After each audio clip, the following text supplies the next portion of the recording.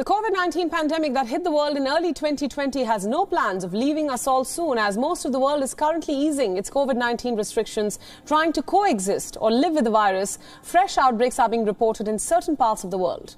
Macau's government, for one, has been ordered to keep its casinos shut and other businesses closed down until Friday, as authorities are grappling to stop the spread of the virus.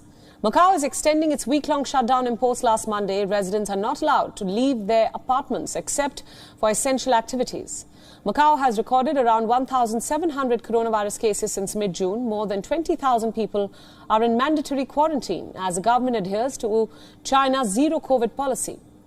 The zero-COVID policy aims to stamp out all outbreaks, which runs counter to a global trend of trying to coexist with the virus.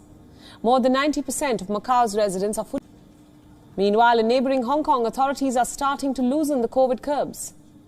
Even as daily cases top 3,000 in a push to reboot the financial hub and its economy. Overall, China reported its highest number of COVID cases since May on Saturday, with millions in lockdown this weekend as authorities persist with their zero-COVID policy. China reported 450 local cases on Saturday, up from 432 a day earlier. Most cases were asymptomatic. The rising wave of cases has now led to fresh restrictions this week in some parts of the country. Lanzhou, the capital of northwestern Gansu province, ordered its 4.4 million residents to stay at home starting Wednesday. While Beihai in the southern Guangxi region also announced lockdowns in parts of 2 districts on Saturday that are home to more than 800,000 people. Earlier in the week, Wugang in central Henan province announced a 3-day lockdown over a single COVID case. The fast-spreading Omicron variant of the virus has been a major challenge for Chinese authorities as they try to limit the economic damage caused by COVID curbs.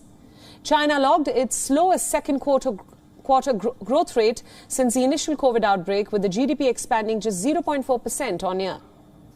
A fresh wave of Omicron-driven cases is also sweeping Australia, which is battling a major virus outbreak driven by the highly transmissible new Omicron subvariants, that is BA4 and BA5.